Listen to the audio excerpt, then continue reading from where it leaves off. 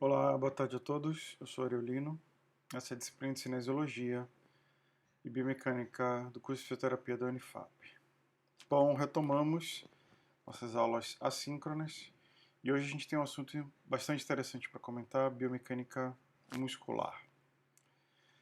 Vamos falar então sobre músculo e o papel biomecânico desse tecido no corpo humano, né? Do ponto de vista biomecânico, é muito importante que a gente conheça as propriedades do músculo e o que esse tecido é responsável por fazer.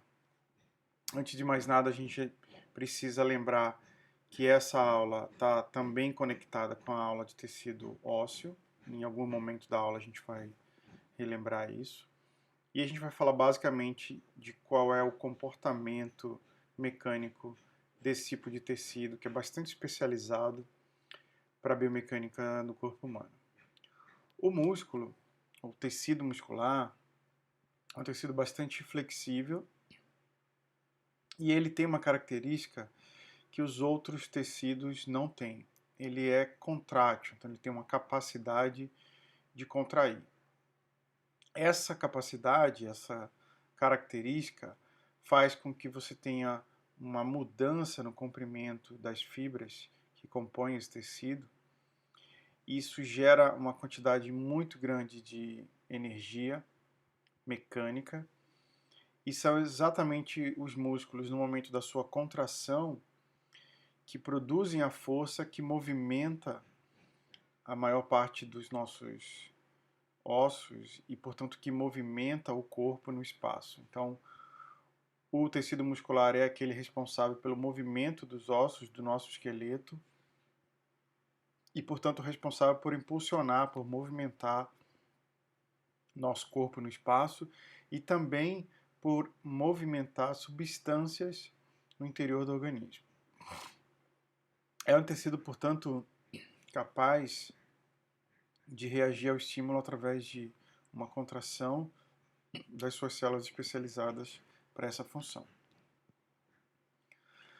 Bom, vamos falar de algumas características funcionais do músculo. Esse tecido tem algumas características diferentes e bastante especiais. É um tecido irritável, então você consegue modificar o estado de relaxamento do músculo. Você consegue, então, também com estímulo químico ou estímulo elétrico, provocar a despolarização das células. E essas células têm características muito especiais que a gente chama de contração muscular. Então, essa é a característica de contratilidade.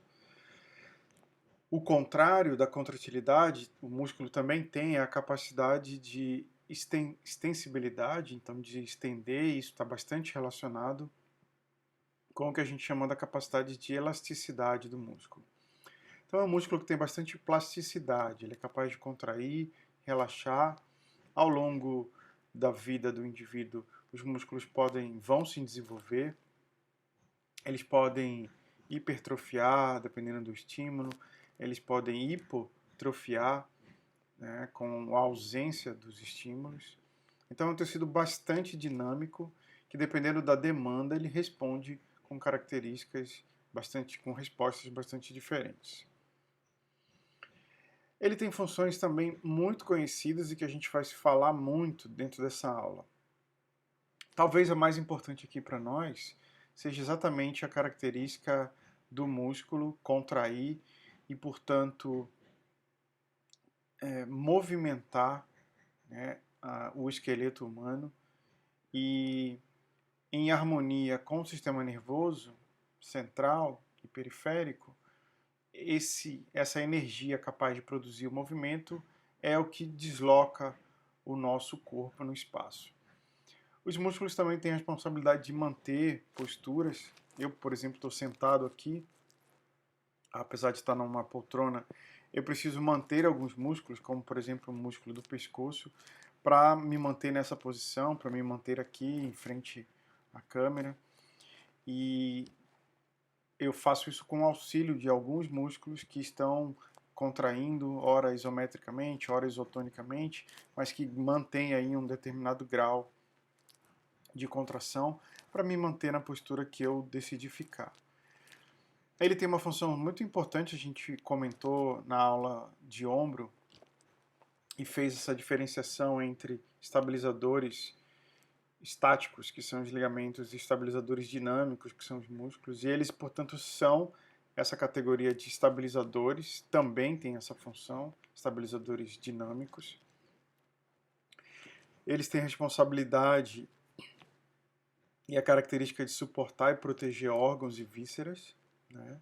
Então você tem, por exemplo, na parede abdominal anterior, você tem uma camada muscular que protege o conteúdo abdominal, né? Você tem camada de músculo dos membros superiores, dos membros inferiores, que protegem vasos, que protegem nervos, o próprio osso. E se a gente pensar que eles estão mais expostos, preservando, protegendo órgãos ou estruturas mais frágeis ou mais importantes, por exemplo, a proteção de um nervo periférico. O músculo também tem uma função muito interessante de alterar e de monitorar e de controlar pressões dentro das cavidades. Talvez o exemplo mais fácil da gente entender isso é o músculo diafragma. Ele divide a cavidade abdominal da cavidade torácica e ele consegue, contraindo e relaxando, alterar, modificar pressões, por exemplo, intraabdominais ou pressões da cavidade torácica. Os músculos também, como um órgão que consome muita energia e consegue produzir muita energia, ele também é um produtor de calor, apesar de que ele também consome muita energia para produzir esse calor. Então, a gente tem vários exemplos disso no mundo animal e entre os humanos, que quando você está com frio, seja de forma voluntária ou involuntária, você acaba se movimentando, fazendo exercício, aquilo começa a produzir calor para tentar equilibrar a temperatura corporal. E mesmo que involuntariamente, quando você está em um ambiente muito frio e você está perdendo muito calor, você começa a tremer. Esse tremor, que é uma resposta à mudança brusca de temperatura, né, nada mais é do que uma resposta do tecido muscular contraindo algumas vezes para tentar produzir calor e tentar manter esse equilíbrio do calor, da temperatura corporal. É um outro exemplo de músculo produzindo calor. Ele faz também um controle voluntário de entradas e saídas do corpo. Então, se pensar nos músculos da boca humana ou dos esfíncteres humanos, normalmente é na entrada e saída você tem controles da musculatura, seja da musculatura voluntária ou da involuntária, mas são músculos estriados ou músculos lisos que estão fazendo o controle de abertura e fechamento dessas saídas. De um ponto de vista organizacional, o músculo esquelético, as fibras musculares são agrupadas em vários pacotinhos que a gente costuma chamar de fascículos. A gente vai ver isso já já aqui. Vou pegar aqui a minha caneta. Então eu tenho a fibra, a miofibrila. Vou partir do menor para o maior, depois a gente volta ali no texto. Essa miofibrila tem como um pacote básico um grupo de proteínas que deslizam entre si na presença de energia. Essa energia vem do ATP. Então eu tenho milhões dessas estruturas intercaladas de actina e miosina. A faixa Z, a faixa M, é uma estrutura básica do tecido muscular, que é exatamente a estrutura que me garante a característica de contratilidade do músculo. O sarcômero, portanto, é a unidade básica que forma uma miofibrila.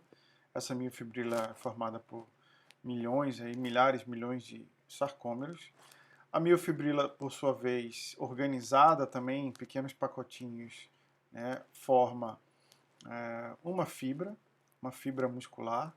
E aí eu posso pegar aqui um agrupamento de miofibrilas formando uma fibra muscular, no nosso desenho aqui, e o agrupamento, né, de várias fibras musculares formam um feixe muscular.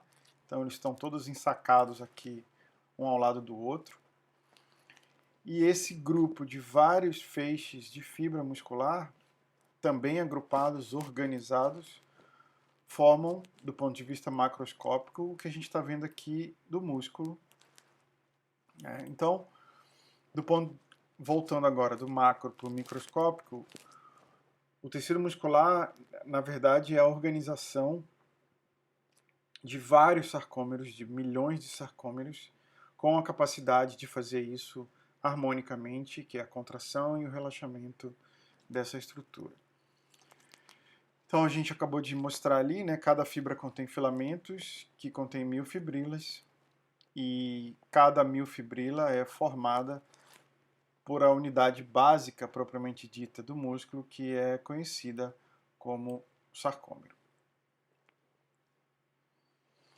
Bom, a gente não vai voltar na fisiologia, né, muscular, mas só para lembrar que durante o processo de contração, então eu tenho o encurtamento, o deslizamento entre as fibras de actina e miosina.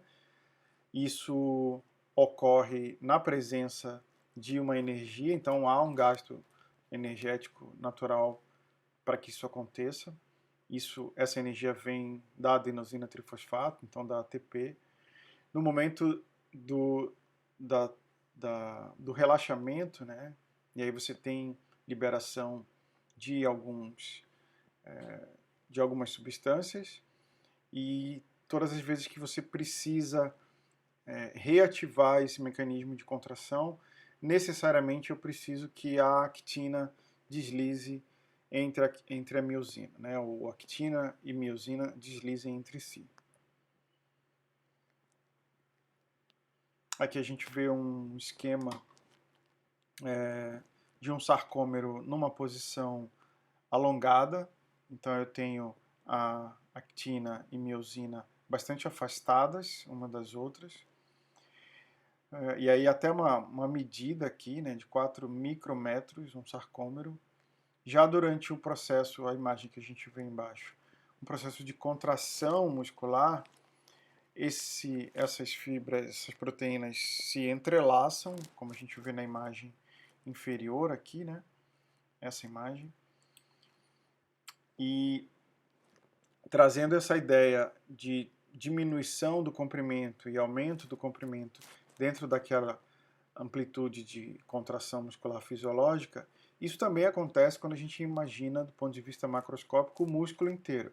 Então, você faz uma contração vigorosa do músculo, você tem um encurtamento do músculo, e como ele está preso em um osso e em outro osso, ele aproxima essas estruturas, né? Então, se eu pegar o bíceps e ele está numa posição de repouso e eu contrair, né, ele está relaxado, e aí eu passo para um momento de contração do bíceps e ele faz a contração, então ele traciona a estrutura na qual ele está inserido, que nesse caso aqui é a tuberosidade do rádio.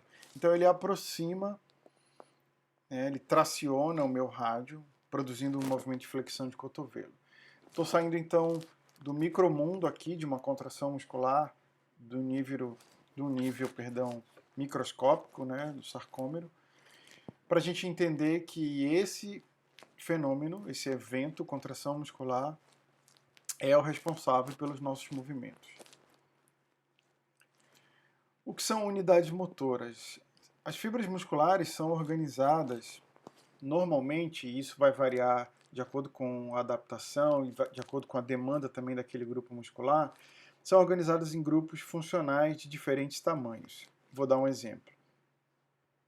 O músculo que a gente usa para chutar uma bola, para extensão de joelho, quadríceps, é um músculo bastante grande, que tem uma área muito grande. Já o músculo que eu uso para fechar os olhos e abrir os olhos é um músculo relativamente pequeno comparado ao quadríceps, por exemplo. E as unidades motoras estão distribuídas de forma diferentes de acordo com a necessidade, portanto, de acordo com a demanda de cada organização muscular. Unidades motoras são constituídas por um único neurônio motor e todas aquelas fibras que são inervadas por eles. Então, uma única unidade motora pode conter 100 até 2.000 fibras. Então, a gente está falando de um estímulo que vem, pensando aqui num evento motor, tá? num movimento humano. Você tem um estímulo que vem do sistema nervoso central por um neurônio motor. Esse neurônio motor pode terminar em 100 unidades motoras. Vamos pegar o exemplo quadríceps, que é um músculo bastante grande em área, em dimensões. E para que eu produza essa contração muscular, é preciso que venha o estímulo lá do cérebro, chega até as unidades motoras, e naquela área gigante que eu tenho do quadríceps, eu tenho, por exemplo, 20 unidades motoras. Então, existe estímulo distribuído em um ponto aqui, outro ponto acolá, um ponto aqui e acolá, porque o movimento do quadríceps não precisa de tanta delicadeza, simplesmente precisa estender rapidamente para chutar uma bola, por exemplo. Tá? Vamos imaginar um músculo muito menor agora. Vamos imaginar esse músculo orbicular dos olhos, ou os músculos bem pequenos que controlam a abertura e o fechamento dos meus olhos. Então, digamos que eu queira fechar os olhos parcialmente, né? Então, fechar aqui pela metade, depois abrir bastante, ou fechar um único olho, usar a musculatura aqui que controla os próprios músculos que controlam o movimento do globo ocular, e que eu posso fazer isso com uma determinada delicadeza, é uma área muito pequena. Também eu tenho um único neurônio motor, mas aí digamos que eu tenha 3.000 fibras. 3.000, perdão, 3.000 fibras, né, inervadas por aquilo. Então, eu tenho uma cobertura maior. Então, o controle que eu tenho de um músculo que tem mais unidades motoras, normalmente é mais delicado, né? Aquela motricidade fina. E o controle nervoso que eu tenho sobre um músculo muito grande, normalmente é menor, porque a demanda dele também costuma ser menor. Então, vamos dar uma observada aqui. Então, eu tenho a placa, perdão, o neurônio motor chegando aqui, né? E aí ele vai se dividir, vai juntar-se às fibras pela placa motora. E a chegada do estímulo elétrico pelas unidades motoras via placa, e esse estímulo elétrico químico, né, e elétrico vai passar para a fibra muscular, que vai despolarizar todo aquele fenômeno que a gente conhece de despolarização celular. Lembrando que a célula muscular também se comporta como uma célula, né? E aí ela vai despolarizar e produzir aquela contração muscular que a gente já estava comentando. Então, o que pode mudar no caso das unidades motoras? Que ao invés de ter uma aqui, ali, acolá, espalhada, como eu estava vendo aqui, eu posso ter várias unidades motoras espalhadas no músculo. Então, pensem assim, mais unidades motoras, provavelmente eu tenho um maior controle, ou um controle de motricidade mais refinado sobre os movimentos daqueles músculos. Uma menor quantidade de unidades motoras, provavelmente trata-se de um músculo muito grande também, e eu não tenho aí um controle tão fino, tão refinado da contração daquele grupo muscular ou daquele músculo, falando isoladamente. Tá? Aqui o exemplo do que a gente falou, o neurônio motor, né, vindo lá da parte anterior da medula, chega no meu músculo via as placas motoras. Então, a placa motora mais o seu neurônio motor correspondente é o que a gente conhece como unidade motora. Então, uma unidade motora é um neurônio e as suas placas motoras, que podem ser em números maiores ou menores, responsáveis por inervar um determinado grupo de fibras musculares. Então, daqui eu vou receber um estímulo que vai chegar, despolarizar a célula muscular e produzir o que a gente conhece como contração muscular. Nem todas as fibras dos músculos são iguais. A gente tem, por exemplo, uma diferenciação em relação a fibras que a gente chama de contração rápida e fibras que a gente chama de contração lenta. Antes que vocês possam ficar nessa dúvida, e essa é uma pergunta que comumente surge na sala de aula, se eu posso, ou se eu posso estimular num atleta ou em mim mesmo, a ter um tipo de fibra e não ter o outro. Então, primeira coisa, todos nós temos todos os dois tipos de fibra, tanto fibra de contração rápida como as de contração lenta. É possível você estimular mais umas fibras do que outras? Sim, isso é possível. Os atletas são um bom exemplo disso. Se a gente comparar, por exemplo, o Usain Bolt, que corre os 100 metros, o tipo de treinamento que ele faz para a modalidade que ele pratica, que é correr 100 metros, então uma prova extremamente rápida, ele precisa de uma potência muscular muito grande, muito desenvolvida. Então ele precisa contrair muito rapidamente, produzir muita força para se impulsionar o mais rápido possível, porque a prova dele depende de uma velocidade muito grande. Então, é possível que o treinamento, e o treinamento deles fazem isso, estimula basicamente, ou tenta estimular mais aquele tipo de fibra. Já se a gente pega lá o Vanderlei Cordeiro de Lima, né, um mega atleta brasileiro, foi terceiro lugar naquela Olimpíada, que tinha um sujeito lá que empurrou ele estava em primeiro, enfim, todo mundo deve lembrar dessa imagem, eu nunca esqueço. Ele é um fundista, ele é um senhor atleta, mas ele não tem a massa muscular que o Usain Bolt tem, né? Ele não apresenta aquela aparência de ter músculos extremamente potentes.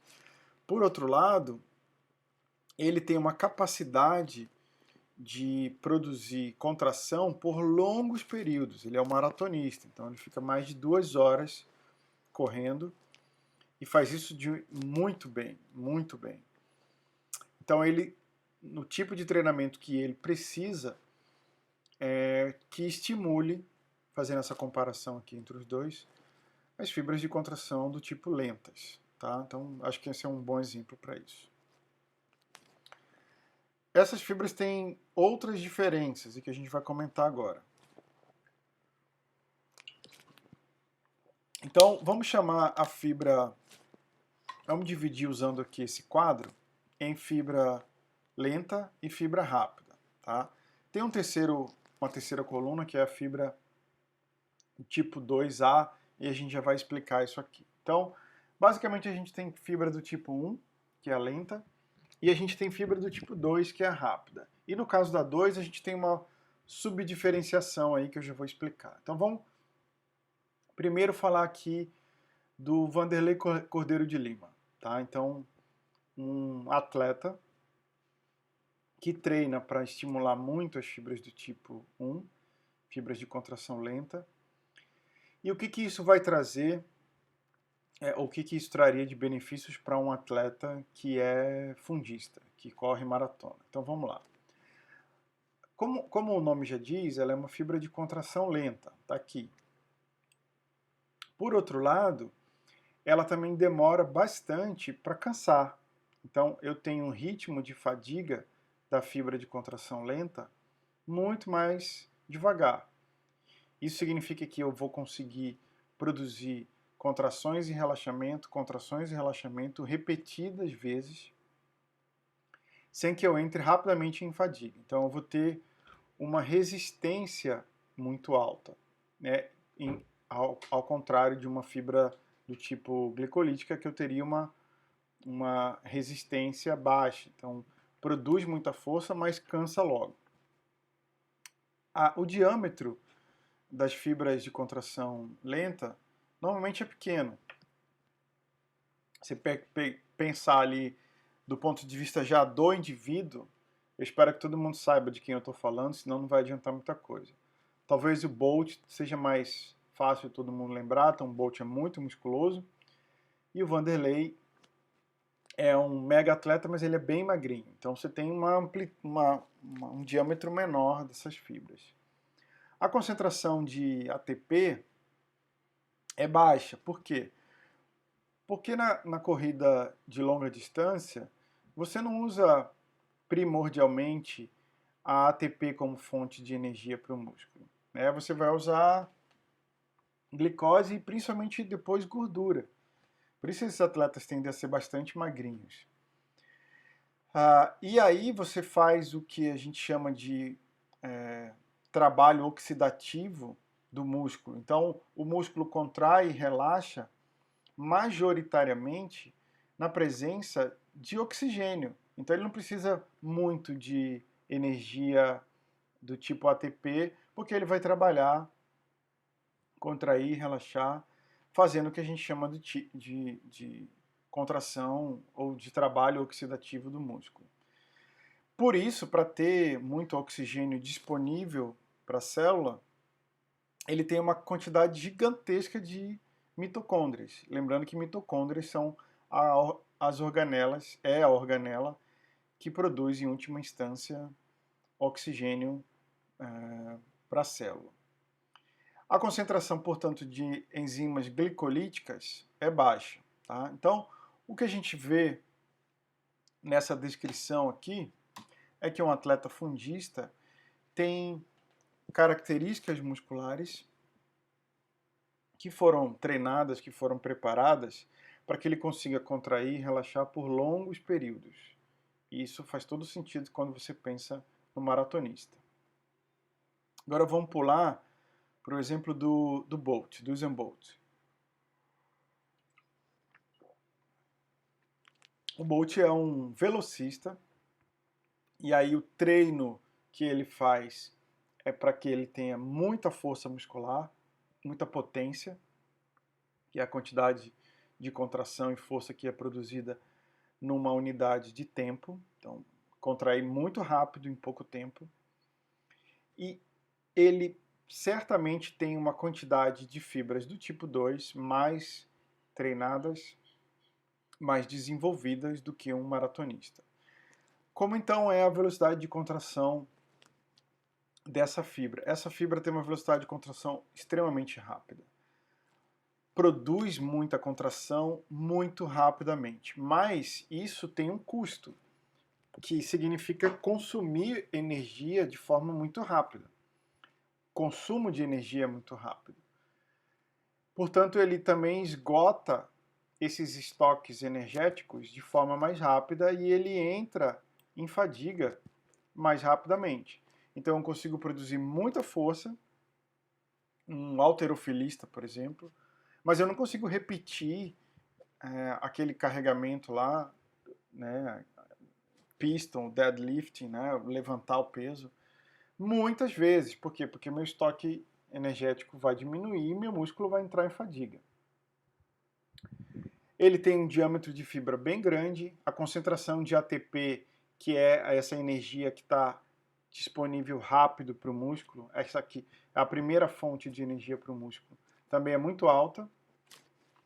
Como ele não trabalha com um metabolismo ou uma contração do tipo oxidativo, ao contrário, essa fibra trabalha com uma contração do tipo que a gente chama glicolítica, né, usando a glicose como fonte de energia, ele não precisa de tantas mitocôndrias para poder ter uma demanda, uma oferta grande de oxigênio. Então a concentração de mitocôndria, nesse tipo de fibra é baixa. Já a concentração de enzimas glicolíticas, que vão quebrar a glicose e ofertar essa glicose como fonte de energia para a contração muscular acontecer de forma muito potente e rápida, é alta. Então, como eu preciso, essa fibra precisa de muita energia muito rápido, o estoque tem que estar pronto, há uma concentração grande de enzimas glicolíticas, que quebram a glicose e fornecem como fonte de energia para o músculo.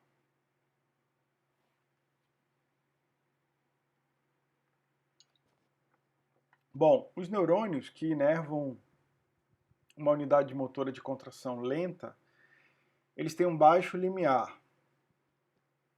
Baixo limiar significa que você consegue relativamente mais fácil ativar esse neurônio.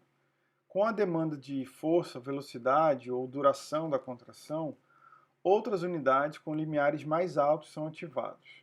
Tá? Então, força de contração muscular está diretamente relacionado com a minha capacidade de recrutar uma unidade muscular. Então, vou dar um exemplo disso aqui.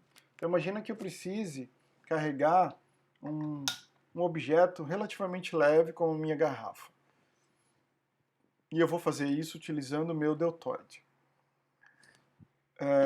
Se eu fizer isso sem peso nenhum, só com o peso do membro, né, eu vou precisar de 1 grau de contração muscular para elevar o meu ombro.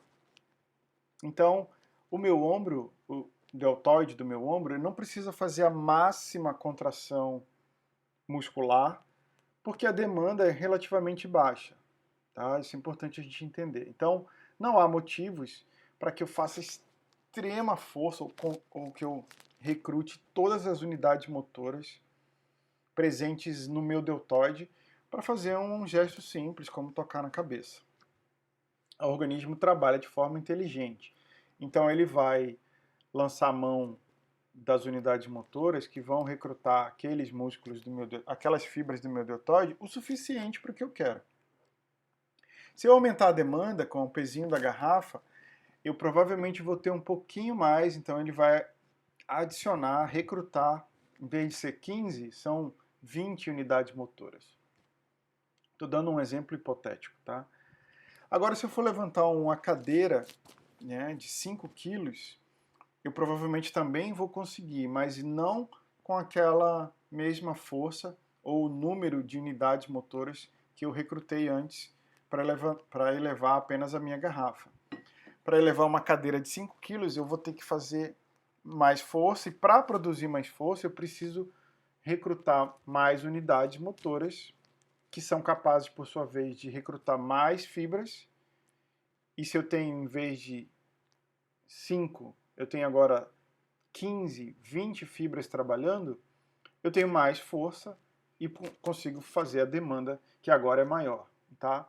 Então, quando a gente fala em força de contração muscular, significa que se eu estou produzindo mais força, estou dando mais estímulo para o meu paciente, para o meu atleta, como queira, mais carga, como a gente costuma chamar, ou estimulando para que o músculo produza mais força, eu necessariamente estou recrutando uma maior quantidade das unidades motoras. E aí tem um outro efeito muito interessante. Se você trabalha, quem faz musculação, por exemplo, trabalha o músculo, e aí você, em determinado momento do seu treino, você aumenta muito a carga. Se o músculo não estiver preparado para fazer aquilo, aquele estímulo vai fazer com que ele aumente o número de fibras. Então, eu tenho aqui 100 mil fibras. Mas se eu der tanto estímulo, talvez se eu pudesse contar, no mês que vem eu teria 120 mil fibras. E isso aí faz parte do que a gente comentou no início da aula, dessa característica dinâmica do tecido responder de acordo com a demanda. Esse é o princípio que explica que você tem melhora da força muscular quando é estimulado. Isso também explica o destreino, né? A piora da força muscular quando você não tem estímulo, tá bom? Os músculos não são todos iguais no corpo humano. A gente tem uma diferenciação do ponto de vista estrutural em músculo do tipo estriado esquelético, é esse que a gente está falando até agora, que elevou a minha garrafa, o deltoide ou bíceps. A gente tem um tipo de músculo que é o estriado cardíaco. Ele tem algumas diferenciações, mas ele, e principalmente em relação à inervação, que ele não depende de uma contração voluntária. Isso é conduzido, isso é controlado, monitorado pelo sistema nervoso autônomo. Então, eu não preciso mandar o músculo cardíaco contrair, apesar de eu fazer algumas interferências. O exercício físico, por exemplo, faz com que eu aumente a frequência cardíaca e, portanto, aumente a velocidade de contração. É algo que eu decido fazer, mas manter ele batendo, mesmo quando eu estou dormindo, não é uma decisão voluntária. Isso é controlado pelo sistema nervoso autônomo. E por último aqui temos temos o músculo liso, que é um tipo de muscular também, presente basicamente em órgãos, na parede de vasos, e que tem uma inervação também autônoma e que contrai para movimentação de líquidos, para movimentação de substâncias, basicamente para isso, movimentação de substâncias, pressões, líquidos dentro do corpo, dentro dos órgãos. O músculo liso, por exemplo, está presente nas vísceras, então você pensar aí na parede do estômago, do intestino, e que há uma movimentação constante ali do alimento. A mesma coisa também dentro de paredes dos vasos sanguíneos, artérias e veias, em que necessariamente eu preciso de movimento nessas estruturas para que eu movimente o sangue, para que eu movimente a linfa.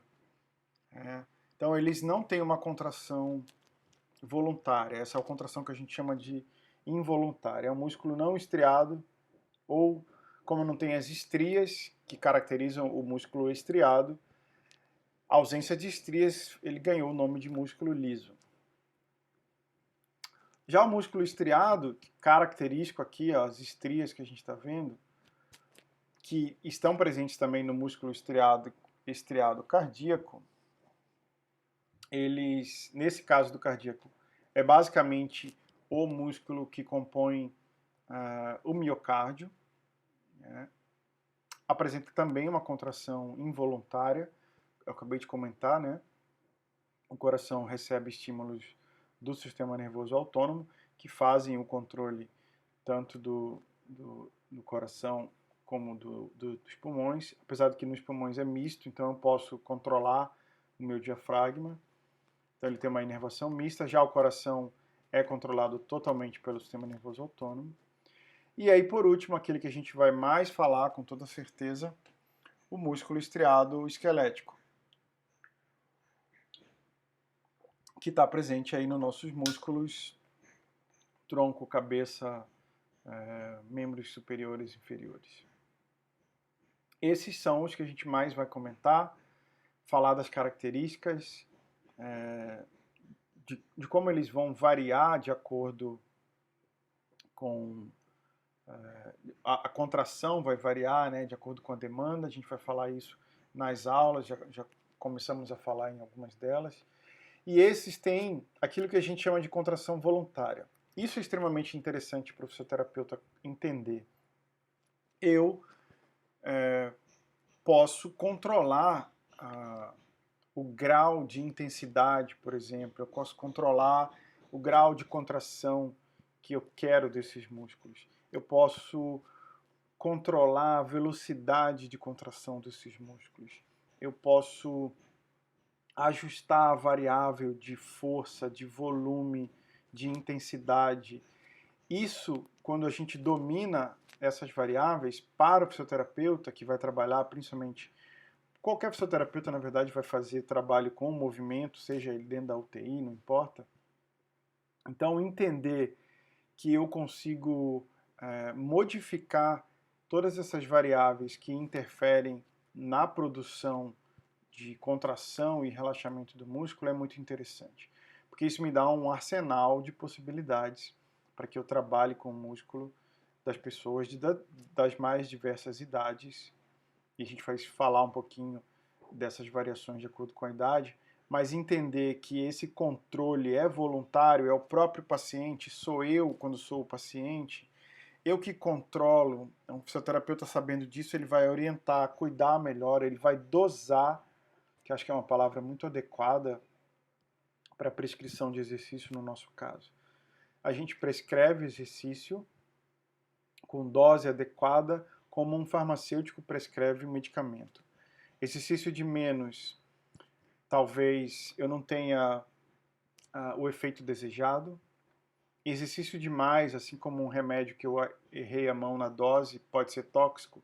Exercício de mais eu posso levar a dor, inflamação. Então, prescrever exercício e dominar as variáveis da contração muscular, que são a base de um movimento humano, é muito importante para o profissional da fisioterapia, então. Então, vejo como algo que é essencial que a gente tenha domínio sobre isso.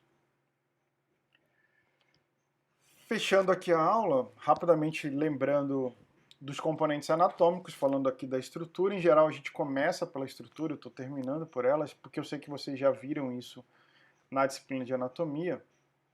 Mas eu tenho, basicamente, o ventre muscular. Deixa eu mostrar aqui na imagem que é mais fácil. Então, eu tenho o ventre muscular, que é onde está o tecido que a gente chama de tecido contrátil. É aqui que estão as fibras musculares, os sarcômeros, miofibrilas, fibras, enfim.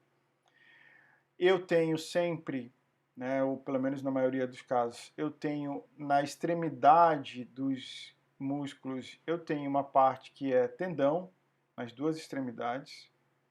O tendão não é um tecido contrátil, ele é um tecido de conexão. Ele é a ponte entre o tecido contrátil, o ventre muscular, e a inserção do músculo nos ossos. Então, o tendão tem essa característica de ponte entre a parte contrátil e a parte rígida. A parte rígida que eu estou me referindo é a êntese, né? Exatamente, perdão, é o osso onde o tendão está inserido. Então, a gente chama aqui parte do ventre muscular e a parte tendinosa do músculo. Os tendões, um conglomerado de fibras que têm características elásticas, como por exemplo do colágeno. E para alguns grupos musculares, além do tendão, eu tenho fáscia ou uma aponeurose, que é um tecido bem menos elástico, então mais pobre do ponto de vista mecânico, que garanta ou que tenha elasticidade, perdão. O tendão já é um tecido mais elástico. E essas características todas compõem um músculo. Do ponto de vista mecânico, então, que é importante vocês gravarem. Ventre muscular, basicamente são fibras, contrai e relaxa. Os tendões são as conexões do ventre muscular com os ossos. Então, eles são elementos que são normalmente muito exigidos do ponto de vista de tensão, de força. E isso é muito importante que a gente entenda na biomecânica. E as aponeuroses ou fáscias, que eventualmente estão em alguns grupos musculares, a gente vai dar exemplo aqui, estão ali também para dar uma sustentação para aquela região e parte daqueles músculos. Aqui eu tenho exemplo de ventres musculares, de tendões, de fáscias, né? Aponeurose que normalmente recobrem os tendões. Em algumas regiões do corpo a gente tem mais aponeurose que em outras. Grandes grupos musculares normalmente são organizadas as fibras em pacotes. Então a gente está vendo aqui que vamos chamar isso aqui desse pacote de fibras musculares separado. Então ele não tem uma única massa, né? E essa separação desses pacotes, vamos chamar assim, de fibras musculares, se dão também por aponeurose. A bainha de contenção, vamos dizer que essa camada que reveste um pacote de fibras, e a gente tem vários deles em grandes grupos musculares, também são tecidos que pertencem estruturalmente ao músculo, né, a fáscia, por isso a gente chama de fáscia muscular.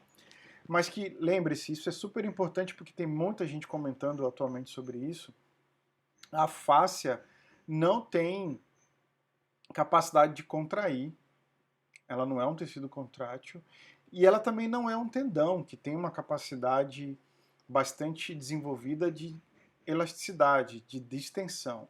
Então é delicado, a gente pode falar isso em outro momento, falar sobre...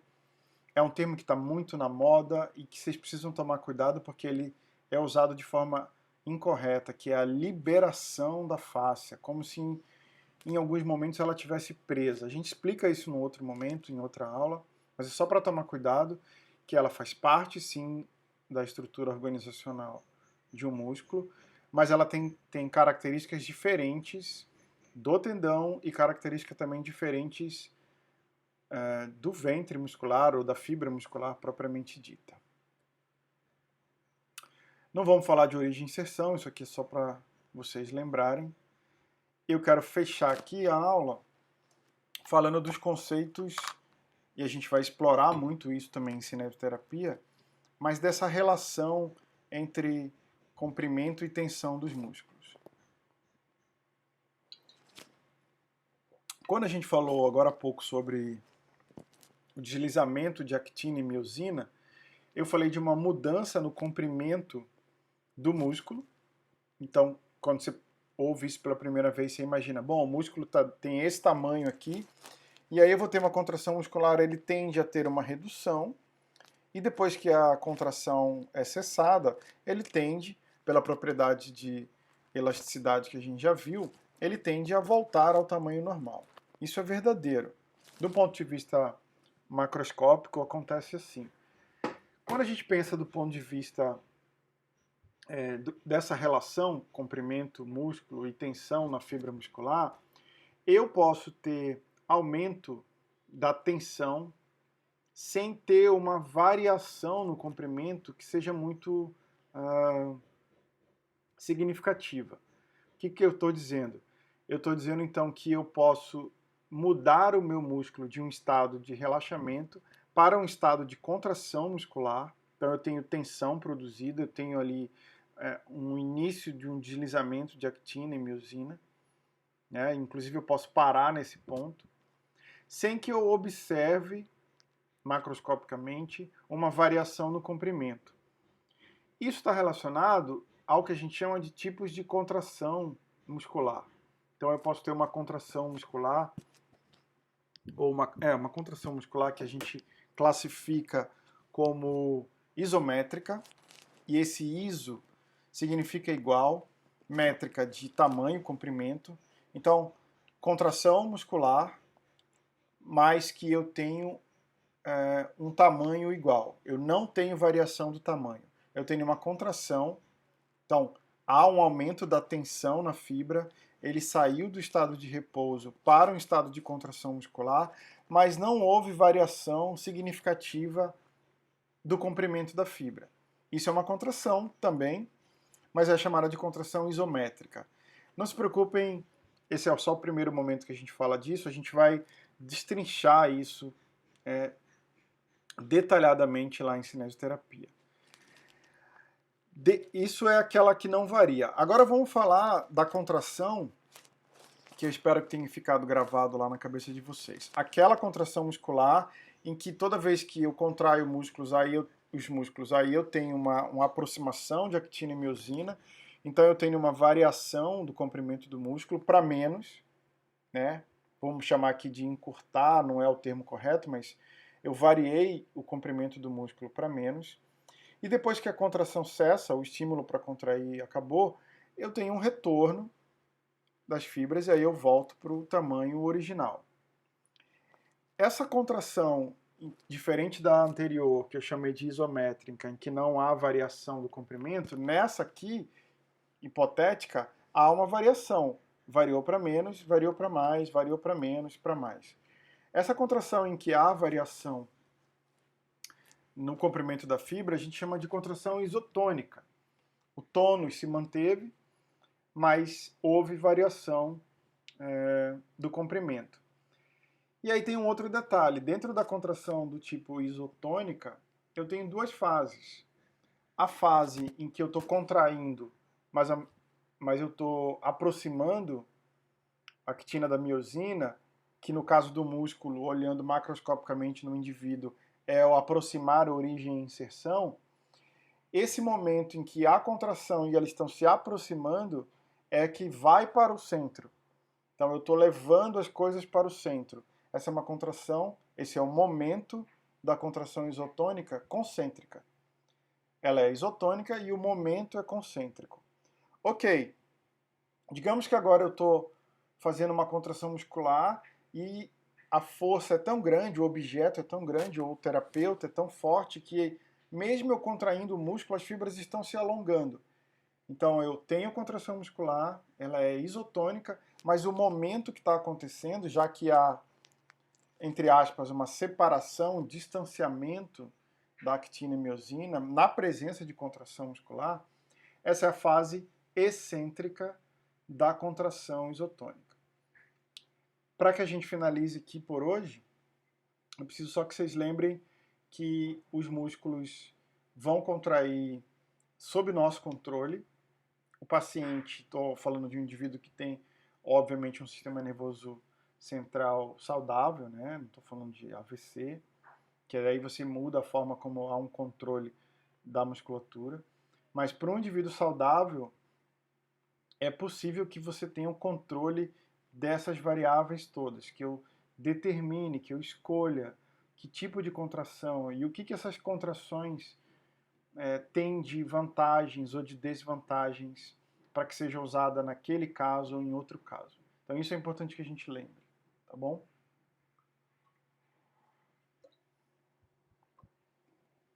Existe ainda uma outra possibilidade de contração muscular, e eu deixei para falar aqui por último, porque ela não é um tipo de contração muscular que nós encontramos no indivíduo, que nós conseguimos observar no indivíduo sem um determinado tipo de equipamento, né? A gente tem o equipamento na universidade, algumas aulas eu cheguei a ministrar lá, infelizmente nesse período o equipamento está com uma peça quebrada e não está funcionando, mas é possível o músculo contrair de forma isocinética. Nesse caso, eu estou deixando em separado aqui porque obrigatoriamente isso acontece naquele equipamento, que é um dinamômetro isocinético.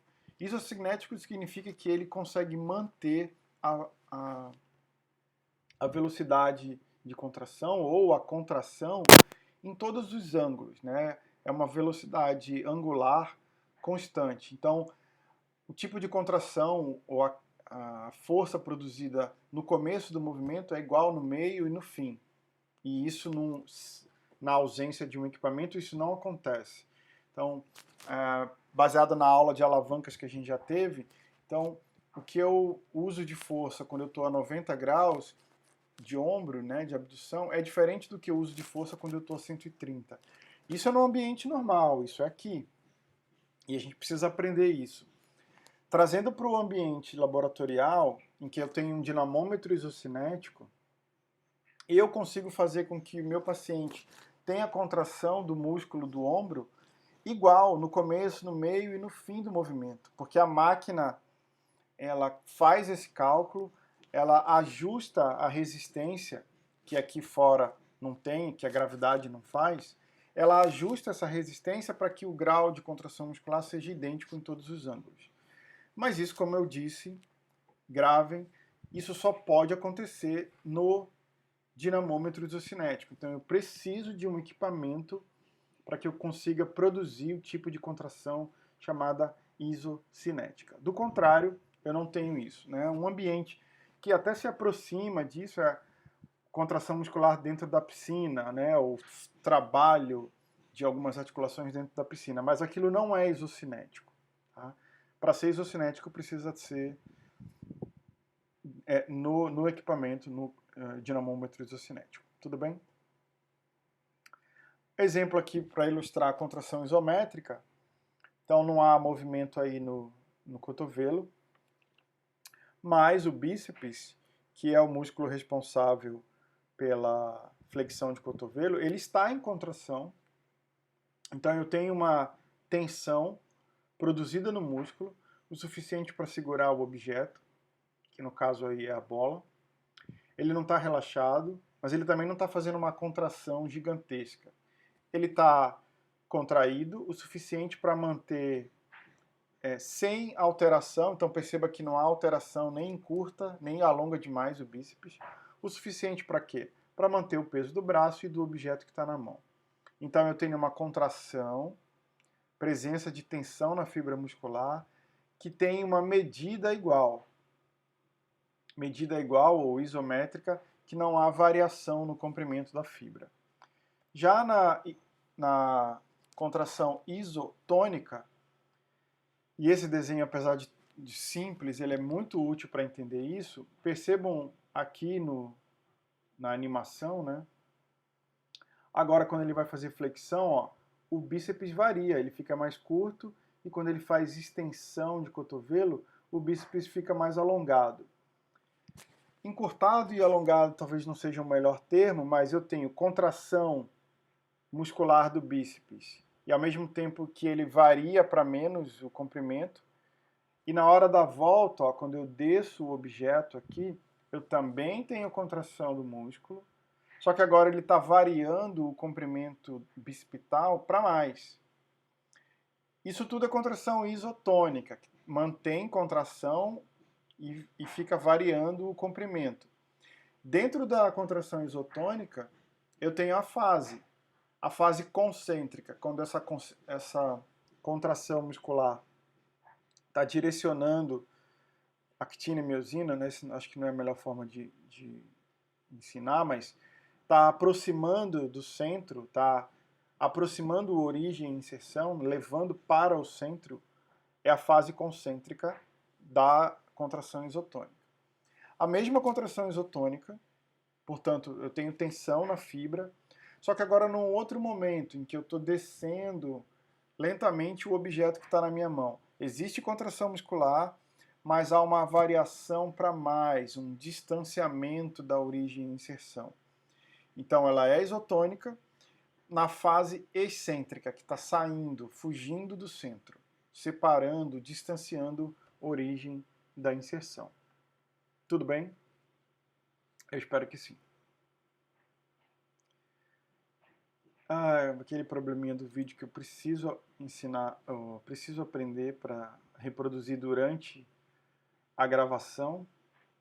Aqui na verdade é um teste, vocês devem estar vendo só uma imagem, mas isso é um vídeo de contração isocinética de quadríceps e isquio. É o equipamento que nós temos, de outra marca, mas é um equipamento que nós temos na universidade. Quem sabe a gente no futuro volta a dar aula aí. E aí está um atleta fazendo um exame com contração isocinética. Era para demonstrar a isocinética. Mas a melhor forma de fazer isso é a gente indo lá para o nosso laboratório e demonstrar a isocinética lá para vocês. Tá bom? Gente, eu termino aqui a nossa aula de biomecânica muscular. Espero que vocês aproveitem. Até a próxima. Tchau.